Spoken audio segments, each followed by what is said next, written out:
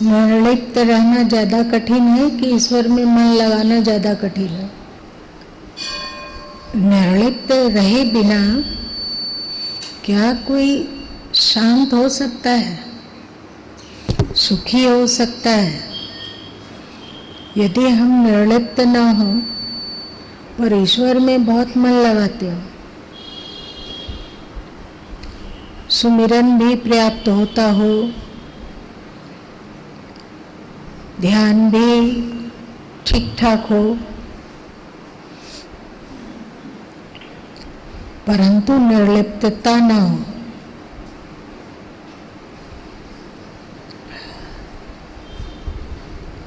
निर्लिप्त हुए बिना ईश्वर में मन लग सकता नहीं कि लग सकता है, उतना नहीं लग सकता है जितना शास्त्रों में वर्णन किया गया है।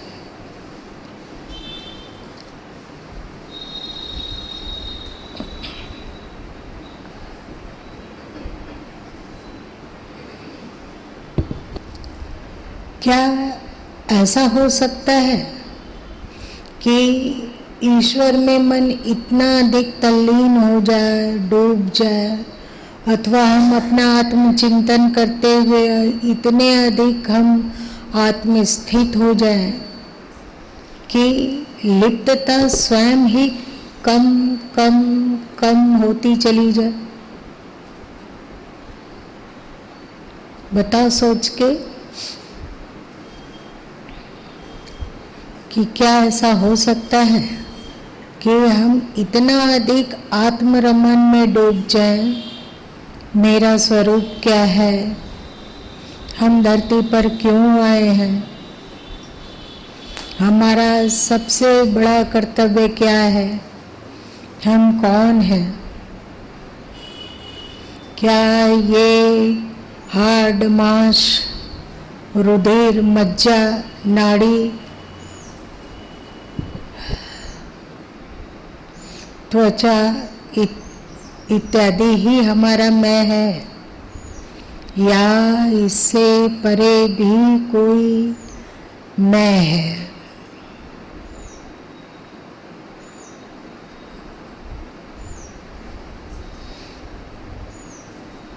मतलब क्या हुआ? बढ़िया से ये बोध हो सके, बढ़िया से ये ज्ञान हो सके कि ये कलेवर और इसमें रहने वाला दोनों अलग अलग है।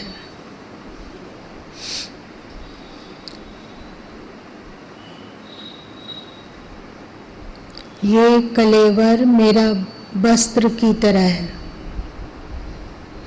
जैसे हम लोग वस्त्र बदलते हैं, वैसे ये कलेवर बदलता रहता है।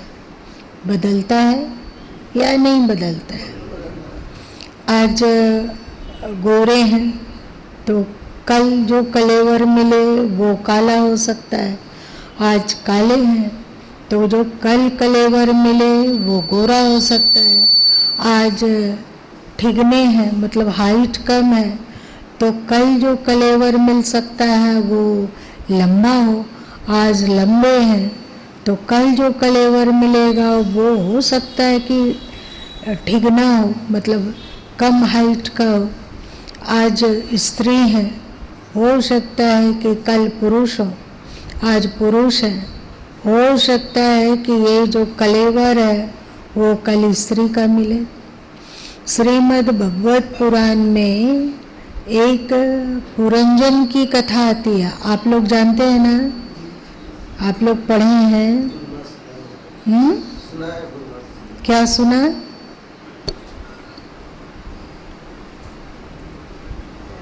जाते हैं उनको, वे अपने मित्र के साथ रहा करते थे। पुरंजन अपने मित्र के साथ रहा करते थे, तो वे एक 10 द्वार वाला नगरी देखते हैं, है ना? और मित्र को कहते हैं कि मैं इस नगरी में प्रवेश करके आता हूँ। आकर्षक था नगरी, उसका द्वार भी बहुत ही अपनी ओर खींचने वाला था, तो वे बोले कि मैं एक बार नगरी देख आता हूँ। तो मित्र कहते हैं कि मित्र मत जाओ, मुझे छोड़कर मत जाओ। तो वे बोलते हैं कि अभी गया और अभी आया। अंदर जाते हैं तो वहाँ की एक रानी होती है, फिर उस रानी से उनका विवाह हो जाता है। भूल गए मित्र सब भूल गए। तो उसके बाद वहाँ विवाह हुआ तो वो एकदम खुशहाल जीवन जीने लगे। अनेक संततियाँ भी हुई, संतानें हुई। वे उन संतानों के प्रेम और मोहकता में एक बिल्कुल रम गए, डूब गए, रानी और उनके बच्चे।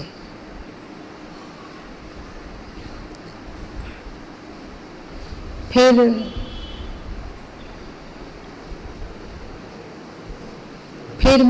जब वो बुजुर्ग हो जाते हैं तो शरीर छोड़ देते हैं, दूसरे जगह स्त्री बन के जन्म लेते हैं। क्यों? क्योंकि स्त्री में जिस शरीर में ज्यादा आसक्ति होती है, कुदरत वही शरीर हमें दे देता है। तो वे फिर से स्त्री बन के जन्म लेते हैं और वहाँ पर उनका विवाह एक राजा से होता है।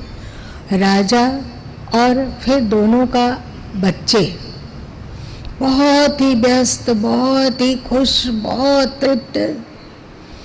एक दिन राजा बोला कि अच्छा नहीं लग रहा है। रानी तत्काल वैद्य इत्यादि को बुलवाई, पर राजा अब वृद्ध हो चुके थे तो उनका शरीरांत हो गया। तो रानी बहुत विलाप की और फिर रानी राजा का दाह संस्कार जहाँ होता वहाँ गई और चिता होता सजाने के उपरांत अपने पति के शव पर गिरकर फूट फूट कर रोने लगी और पति के साथ जल जाने का निश्चय की कि अब जीने का कोई प्रयोजन नहीं है। मेरा पति मेरा पति मेरा पति जल जाने का निश्चय की तो आकाशवाणी हुई, मित्र हे पुरंजन, हे मित्र, पहचान अपने को। तू स्त्री नहीं है, तू पुरुष भी नहीं है, तू कोई शरीर भी नहीं है, तू चेतन है, तू आत्मा है। और अपने मित्र को कैसे भूल गया?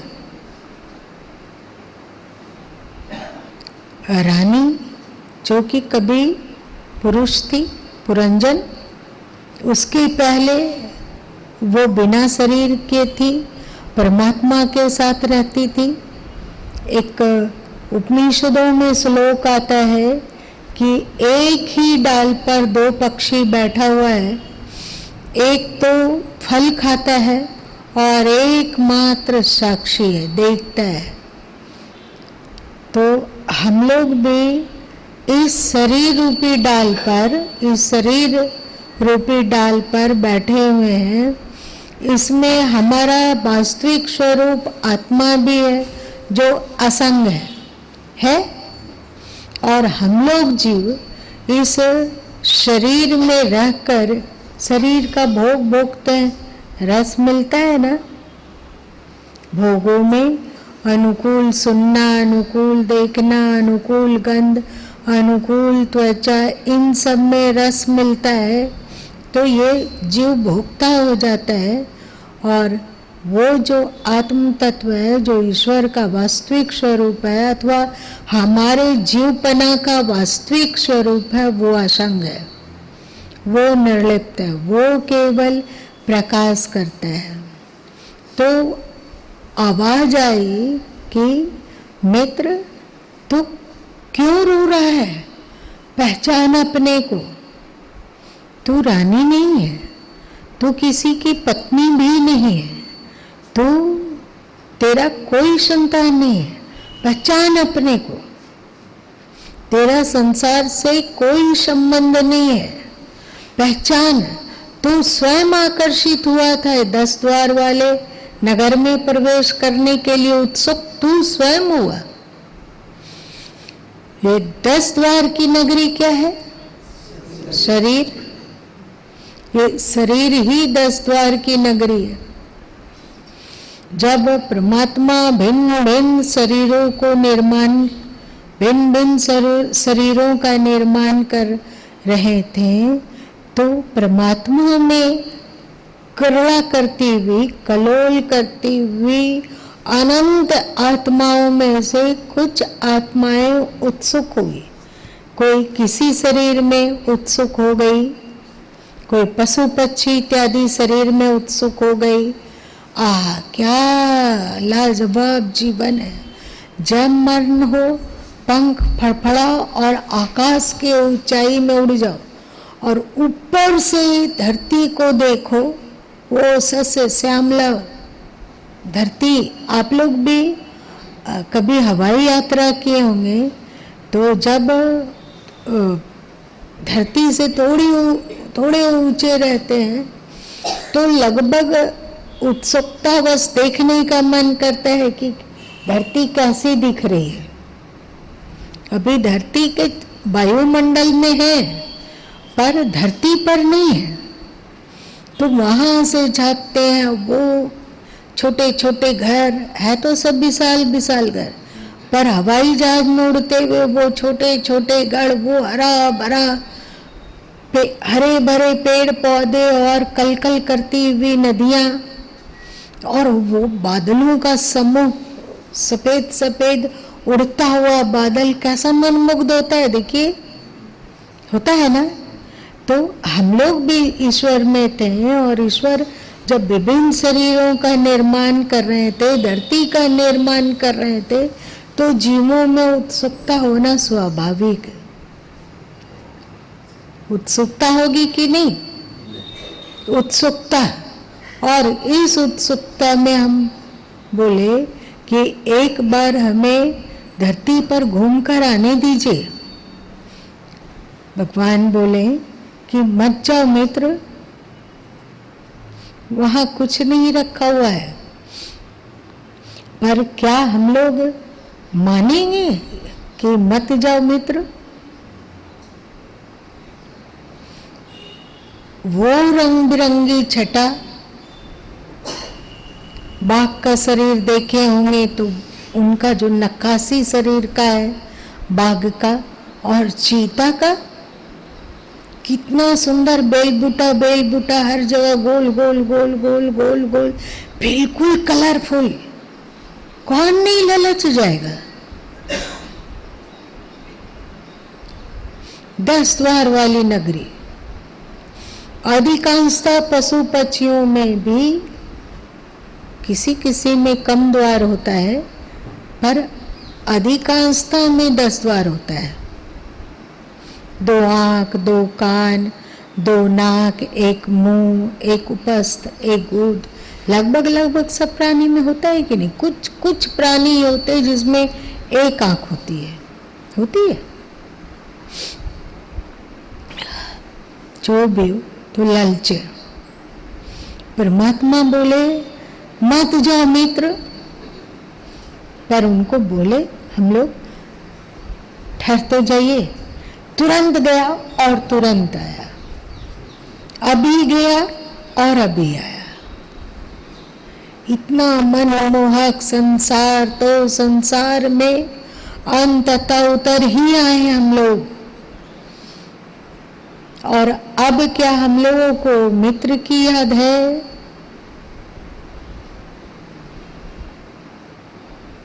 हम लोगों को संसार की सभी बातें याद है। ये हमारी जाति है, हम स्त्री हैं कि पुरुष हैं, हम बूढ़े हैं कि युवा हैं, और एक मन है हमारे पास। मन क्या बोल रहा है, मन को क्या अच्छा लग रहा है, बौख गए हम लोग, पागल हो गए। और उसके बाद फिर एक दिन विवाह हो गया। एक और आकर्षक, तम आकर्षण में मुग्ध कर देने वाला हुआ या नहीं हुआ। उसके बाद 2-4 बच्चे आ गए। अब निर्लिप्त रहना बताओ कितना कठिन हो गया। कुछ भाई है, कुछ बहन है, कुछ माँ है, कुछ बाप है, कुछ पति है, कुछ पत्नी है, कुछ बच्चे हैं, कुछ बेटे हैं, कुछ बेटियां हैं। यही सत्य है। मुझे लगा कि जीवन का यही सत्य है। इससे परे की तो कभी स्मृति भी नहीं होती है। होती है? नहीं होती है। अब निर्लिप्तता की बात कही जाए तो कहते हैं भगवान ये तो नहीं सद सकता है। और कुछ बोलो, आप बोलो 40 दिन तक नमक चीनी छोड़ के आपकी आराधना करें तब तो मोक्ष मिल जाएगा ना। ये कौन सी बड़ी, पर ये निर्लिप्त रहने वाली बात मत कहो। वो प्राण प्यारी पत्नी, वो प्राण प्यारे पतिदेव, वो बेटियां, उनका अपनापन, वो बेटे, उनका अपनापन, परम सुख की अनुभूति हो रही है, एकदम स्वर्ग की अनुभूति हो रही है। यही जीवन है, यही जीवन का सुख है। इसके अतिरिक्त कहीं सुख हो ही नहीं सकता है। कहाँ मित्र और कहाँ क्या। सबसे पहले हम लोग जिस 10 द्वार की नगरी में प्रवेश करते हैं वो ये शरीर है ना। 10 द्वार। अब भूल गए कि हम कुछ और हैं। लगने लगा ये 10 द्वार वाला शरीर ही मेरा मैं है, यही हम है, यही मैं है। और जब 10 द्वार के शरीर को मैं माना जाता है तो कितना उठा पटक शुरू होता है।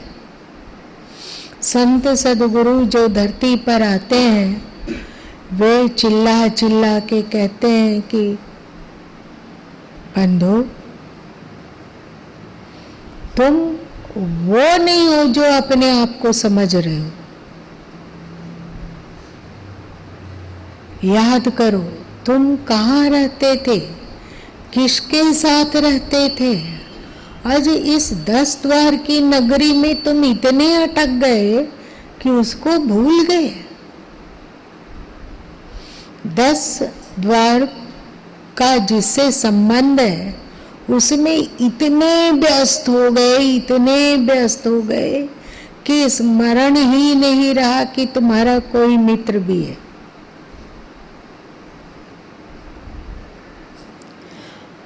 यदि आत्मचिंतन को बढ़ाया जाए कि मैं चेतन हूँ, मैं ये 10 द्वार वाला नगरी नहीं हूँ, ये शरीर मैं नहीं हूँ, ये 10 द्वार और इनकी लोलुपता जिन विकारों में है उसकी आवश्यकता हमें नहीं है।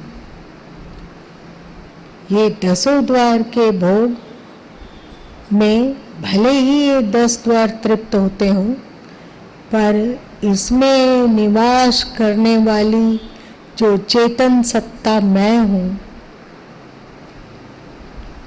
इससे बहुत परे हूँ, बहुत परे।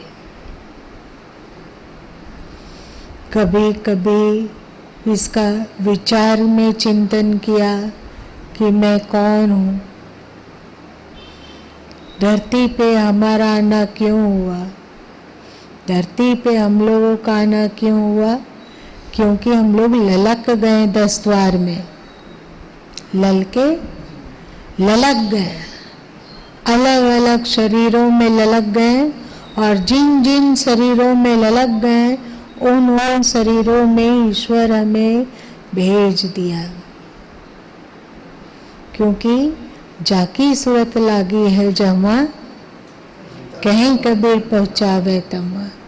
जिसकी सुरति, जिसकी मनोवृत्ति जहाँ होती है उसे वहीं पहुँचा दिया जाता है। क्यों पहुँचा दिया जाता है? इसलिए पहुँचा दिया जाता है कि वहाँ पर तुम ठोकर खाते खाते, डंडा से पिटाते पिटाते ये जो ललकने की आदत है तुम्हें, ये समाप्त हो जाए।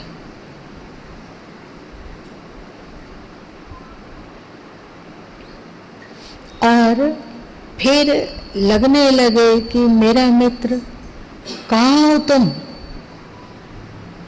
तुम्हें छोड़कर हमने बहुत भूल की, तुमसे बिछुड़कर कभी भी प्रसन्न नहीं रह पाया, और जो प्रसन्नता मिली भी वो बिल्कुल क्षणभंगुर आज है, कल रहेगी कि नहीं रहेगी कहा नहीं जा सकता है। जिसे अपना माना वो कल अपना ही होगा, ये कहा नहीं जा सकता है। पर तुम तो सर्वदा के लिए अपने थे और अपने हो और अपने रहोगे। तुम्हें भूलकर हमने बहुत गलती की प्रभु। हे मित्र, अब मेरी इस ललक को, मेरी इस प्रिया को, मेरी आसक्ति को, मेरी लिप्तता को हटा दो। यदि आत्मचिंतन को, अपने स्वरूप के बोध को बढ़ाया जाए, शुरू में तो आत्म विचार ही होगा। शुरू में आत्म विचार ही होगा कि मैं चेतन हूँ, मैं शांत हूँ, मैं निर्मल हूँ, मैं निर्विकार हूँ। शरीर का कोई जाति है, शरीर का लिंग है, स्त्री का, पुरुष का, शरीर मोटा अथवा दुबला है, शरीर बूढ़ा होता है अथवा बच्चा है, जो है सब शरीर का हो रहा है। शरीर की कोई पत्नी है अथवा कोई पति है, शरीर के बच्चे हैं, शरीर का घर है, शरीर का रुपया पैसा है, पर मैं तो असंग हूँ। असंग है या संग है? असंग है। जब हम लोग दुनिया छोड़ के जाते हैं तो ये 10 द्वार का पिंजड़ा छूट जाता है कि रहता है? छूट जाता है। ये 10 द्वार का पिंजड़ा छूट जाता है। 10 द्वार के पिंजड़े को जला दिया जाता है। तो क्या आत्मा भी इस 10 द्वार के पिंजड़े के जलते के साथ ही नष्ट हो जाती है कि उसका अस्तित्व रहता है? उसका अस्तित्व रहता है। इसका मतलब कि जो बच गई, मृत्यु के बाद भी जो बच गई, वो इस 10 द्वार के शरीर से अलग थी। तो मरने के बाद इस 10 द्वार के शरीर से परे हो। क्या जीवन काल में ऐसा नहीं हो सकता है कि 10 द्वार के स्पृहा, शक्ति और मैं के पागलपन से मुक्त होकर स्थिर हो सके? क्या ऐसा नहीं हो सकता है?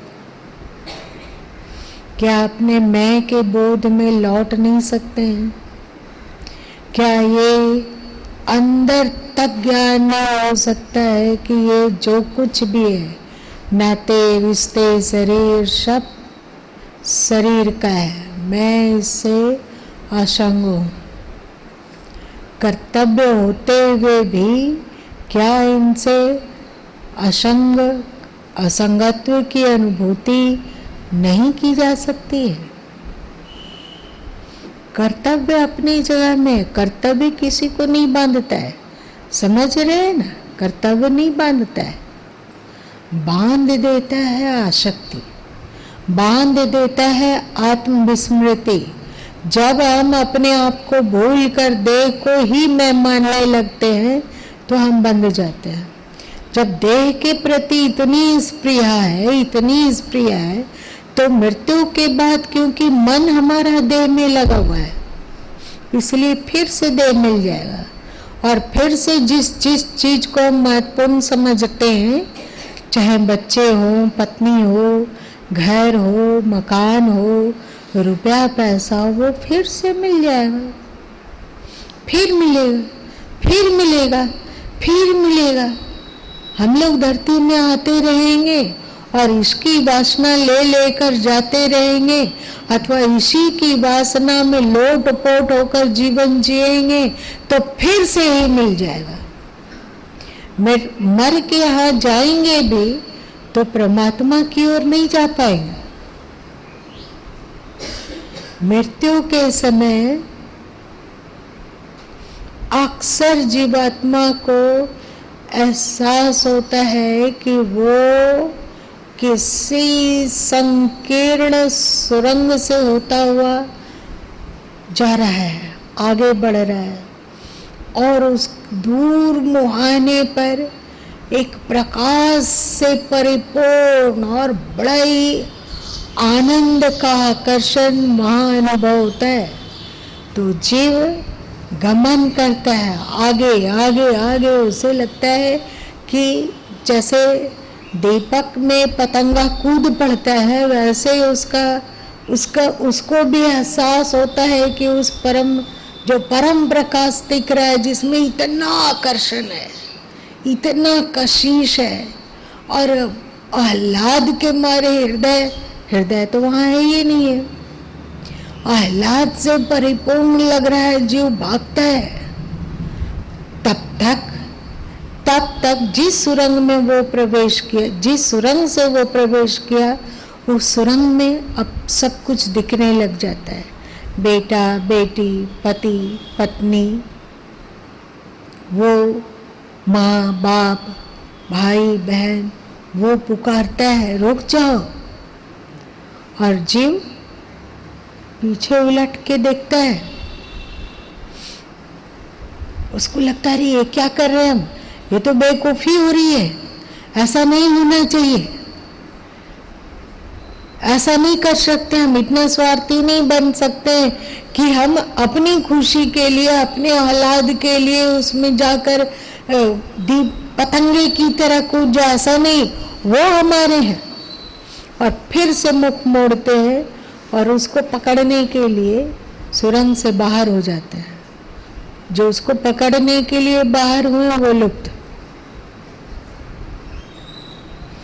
लेकिन वासना तो है।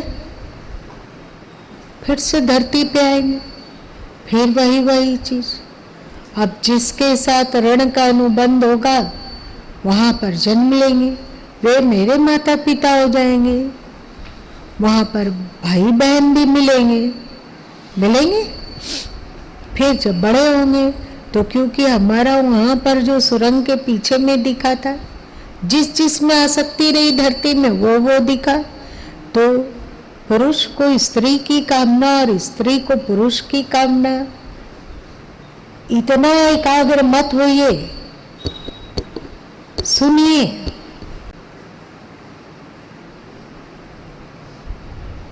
मन सिमटेगा तो नींद में जा सकते हैं, चौकन्ना रहो। नित्य प्रतिदिन कोई भी बात नहीं बोली जाती है, ये समय की बूंदें हैं जो कभी कभी बरसती है। अब क्योंकि वहां आसक्ति रही है, तो थोड़े बड़े होंगे तो फिर विपरीत शरीर की इच्छा स्वाभाविक है, क्योंकि इसके पहले बटोरा हुआ है, तो विपरीत शरीर की इच्छा स्वाभाविक है। फिर वहां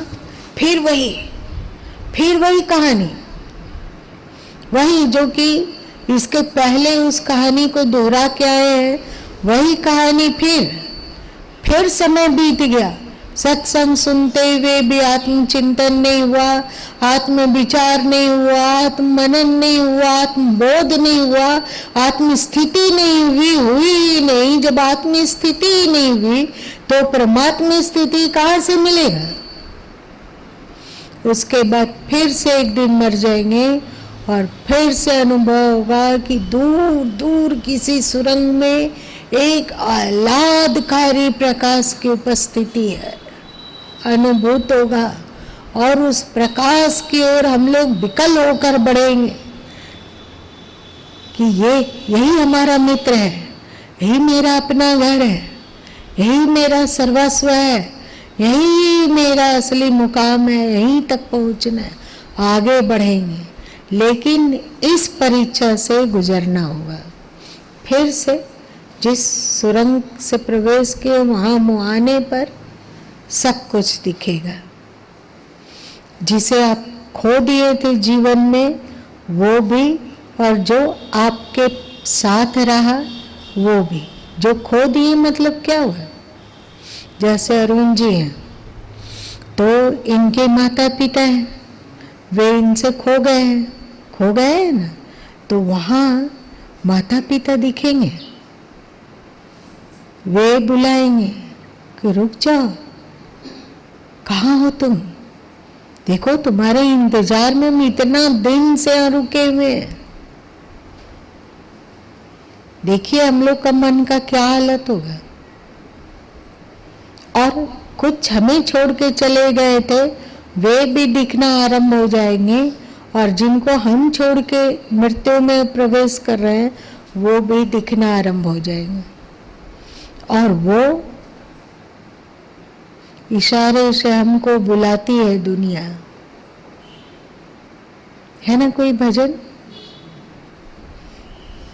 तो उनका इशारा कैसा लगता है? क्या करेंगे हम लोग? किस ओर बढ़ेंगे?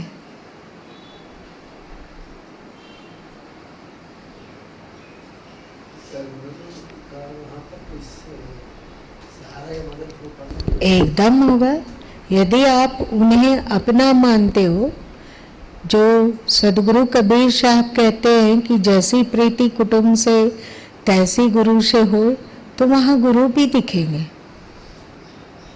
और यदि उतना ही प्रेम रहा जितना कि परिवार से प्रेम है, जितना कि पति से प्रेम है, कि पत्नी से प्रेम है, कि बच्चों से प्रेम है, कि अपने भाई बहन माता पिता के प्रति प्रेम है, उतना प्रेम यदि सदगुरु से रहा तो वो सब कुछ संभाल लेंगे। तो जरूरत पड़ा तो वो 2 थप्पड़ मार के तेरा हाथ पकड़ के घसीट सकते हैं कि चलो, इसी में तो लुब्ध होता रहा, क्या मिला तुम्हें? लेकिन उतना प्रेम हो पाएगा क्या? उतना प्रेम सदगुरु से, उतना प्रेम, चाहे वे सशरीर धरती पर अभी हो, चाहे धरती को छोड़कर चले गए हो। प्रेमी शिष्य को वे जरूर दिखेंगे। वे धरती के हिस्सा हैं अभी, और फिर भी कोई जीव, कोई शिष्य उन्हें छोड़कर अंतरिक्ष में प्रवेश कर गया है, आगे की यात्रा के लिए निकल गया है, तो वहाँ भी है वे शरीर से धरती पर, लेकिन वहाँ उनको अनुभूत होगा। और बहुत सहारा, लेकिन खैर, यदि हम लोग धरती पर इस मिथ्यात्व के बोध से नहीं भर पाए हो कि ये जो संसार है, ये जो संस्कृति है, अथवा ये जो 10 द्वार का नगरी है, ये सब माया में है, सब असत्य है, सब क्षणभंगुर है, कभी मिलता है कभी बिछुड़ता है, ये सत्य है ही नहीं। क्या है सत्य? मेरा मैं। कौन हूं मैं? किससे है रिश्ता मेरा?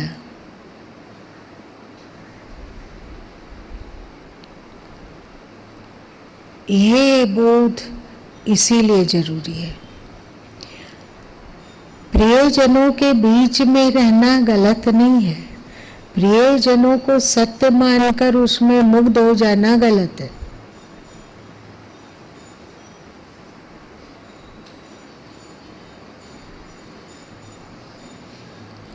इसलिए जीवन काल में ही ये बोध हो जाए कि हमारा मित्र, हमारा सगा, हमारा सर्वस्व कोई और है, जिसे छोड़कर हम लोग धरती पर आए हैं।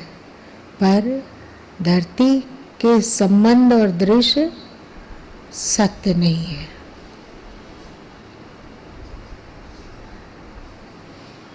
और बस इसका उद्घोष कर होने लग जाए भीतर, हे हरि मैं तेरी तुम मेरे, मैं जानी यह बात खरी।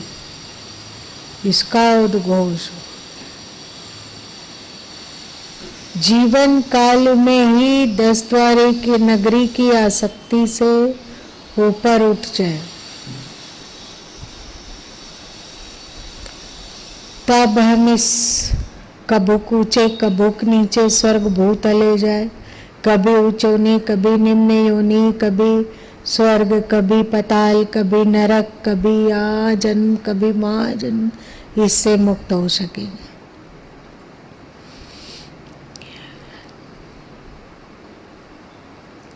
आत्मचिंतन, आत्मस्थिति को बहुत अधिक बढ़ाते चले जाओगे तो स्वाभाविक ही निर्लिप्तता आएगी।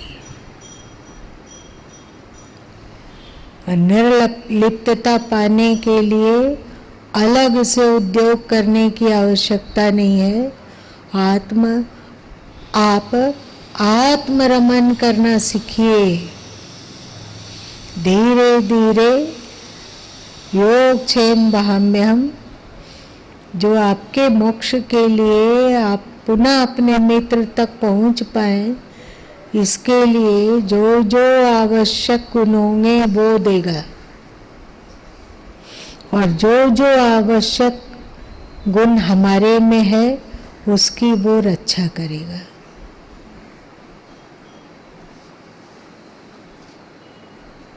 सभी कोई समझे? आज इतना ही रहने देते हैं।